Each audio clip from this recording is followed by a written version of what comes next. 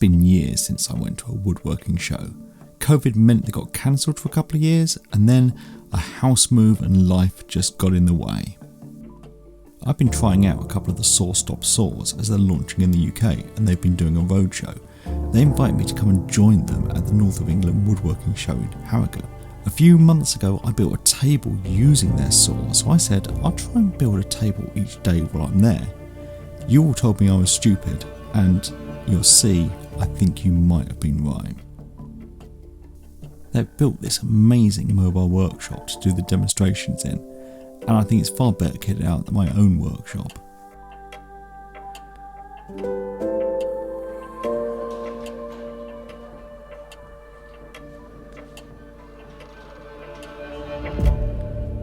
In there they've got all three of their saws, a coffee machine and even some heating. But unfortunately... So I've got a beautiful workshop there doing the demonstrations, but I've got my own little workshop out here. I've got the job sites table saw, an M-class Festool extractor and an MFT table. So I'm going to start building, and the gates opened 1 minute ago, so I think we're about to get busy. Day one, I started making the top section for the tables, but people kept coming over and saying hello, and I spent too much time just chatting away, enjoying myself and not making. Whilst I was outside working, demonstrations were going on throughout the day inside the trailer. It was getting late and I'd been unproductive, so I roped in a couple of subscribers to help out. They helped glue up and offered some tips on quality control. Dear me, Badger Workshop, this is as square as a dog's hind leg! I started day two unproductive because I'd snuck in the warm and started chatting as well. Never met anyone that had had an accident. Well, I don't mean many people. But yesterday I was here all day, and just an hour this morning, and I think I'm on 9 people now. 9 chaps have come up and shown me hand injuries. 8 of them table saws, 1 was a fly press. But I was amazed how common it is. Out of the people I spoke to, how many had scars, tops of fingers missing, which would have all been prevented with one of these. There was one guy, and he was reminiscing of a school trip. He went to the Marples factory. I'm sure most of you here probably have Marples tools at home, and they asked the workers to hold up their hands, and every single factory worker had lost a digit.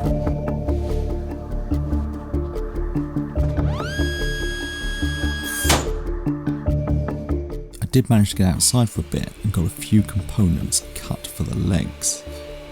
But I knew the next day was the last day, so I got up early and got to the show and was determined to actually get into the hall and have a look round myself.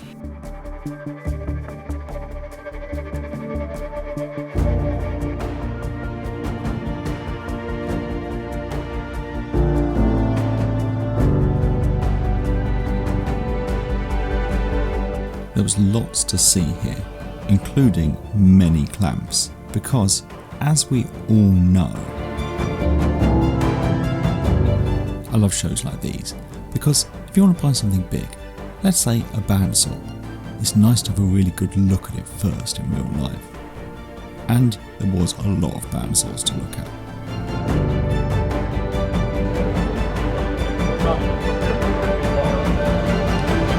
I definitely think a drum sander would make life easier.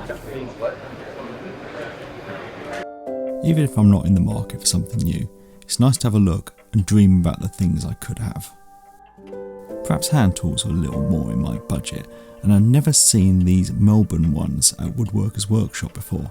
Apparently they all have low angle blades, so very interesting.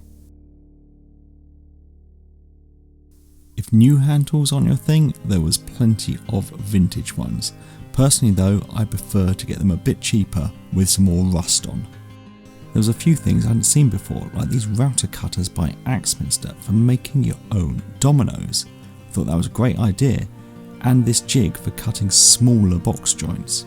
Or dovetails, because I find the chunky ones don't work on smaller projects. Now, talking of dominoes and tools I've not seen before, The new fancy jig for doing loose tenons. There was certainly a lot of tools for sale here, but there was also some very skilled people demonstrating traditional crafts. A lot more than I got to see, unfortunately, because people were being sensible and getting breakfast before the doors opened, so I missed a lot of the stuff.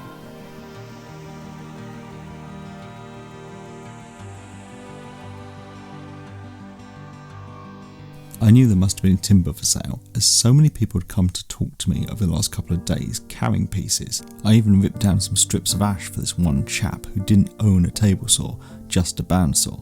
No wonder I didn't make good progress on my table build. I think you could pretty much find any woodworking tool you needed at whatever budget at the show.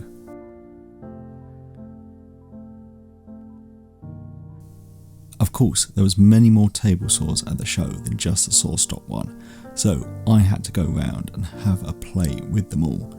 As I say, it's great just to be able to check them out in real life.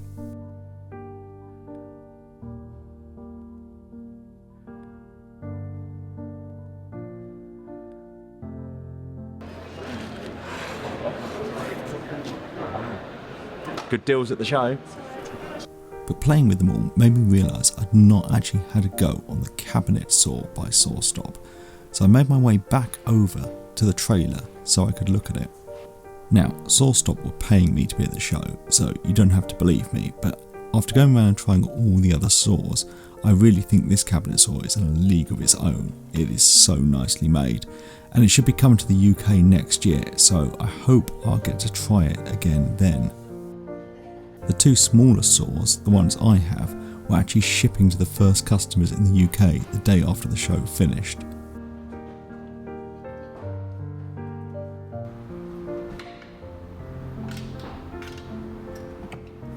I'm quite enjoying having the luxury of a Festool MFT to clamp my workpieces onto work. I've never used one of these before. They're rather good.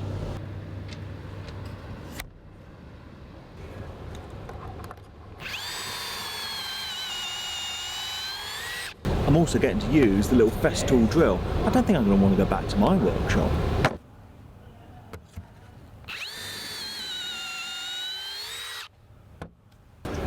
I've come to the clamp up stage of this, and what I did before is use the little offcuts so that I could put them on and get the clamp on.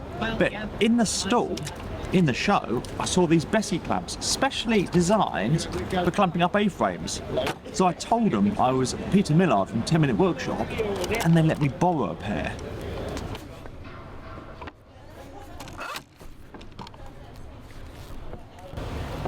These heads move to the angle. No more blocks. That makes life a bit easier.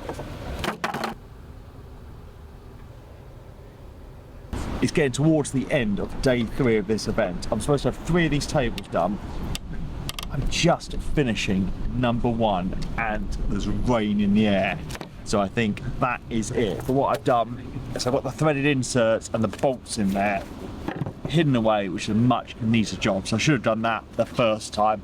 And it means you can take these legs off for transport. So I'm gonna pack up, then I'm gonna go and find a nice warm pub. I found the perfect pub for me to end the trip. So thank you to everyone that came to say hello. It was a really great event. Thank you to Sawstop for inviting me along, and thanks to my patrons. So thank you for watching, and please subscribe for more videos.